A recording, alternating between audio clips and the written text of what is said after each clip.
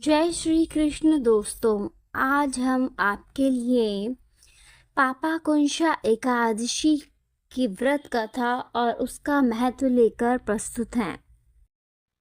हिंदू धर्म में एकादशी तिथि का विशेष धार्मिक और आध्यात्मिक महत्व माना गया है।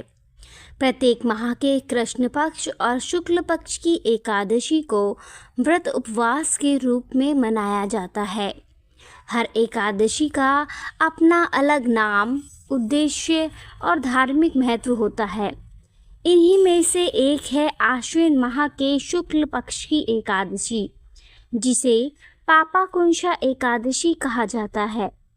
मान्यता के अनुसार इस दिन विधि पूर्वक भगवान विष्णु की आराधना और व्रत करने से न केवल वर्तमान जन्म के पापों से मुक्ति मिलती है, बल्कि पूर्वजों की आत्माओं को भी शांति मिलती है।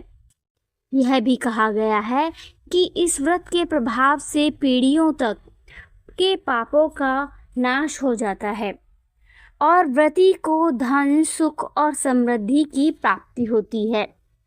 जो भक्त सच्चे मन से व्रत रखकर भगवान विष्णु की पूजा करता है, उसे मोक्ष की प्राप्ति होती है और मृत्यु के बाद विष्णु लोक में स्थान मिलता है। पापाकुंशा एकादशी के दिन व्रत कथा का श्रवण या पाठ अवश्य करना चाहिए।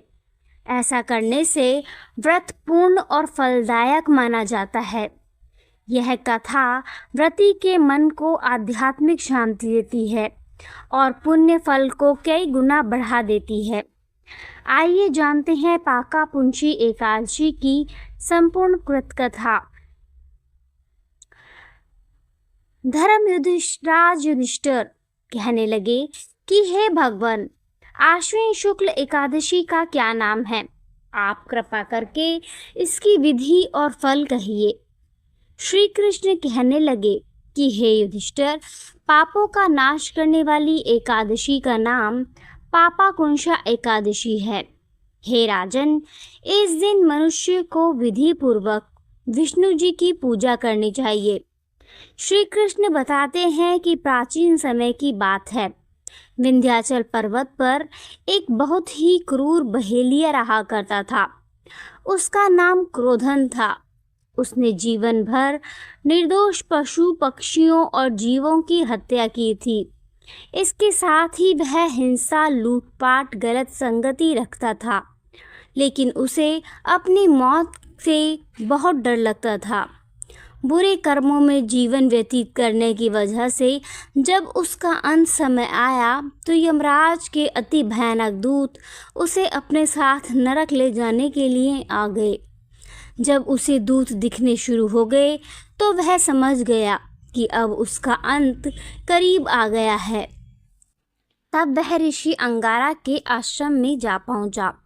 वहां जाकर उसने ऋषि से प्रार्थना की कि आप मेरी सहायता कीजिए।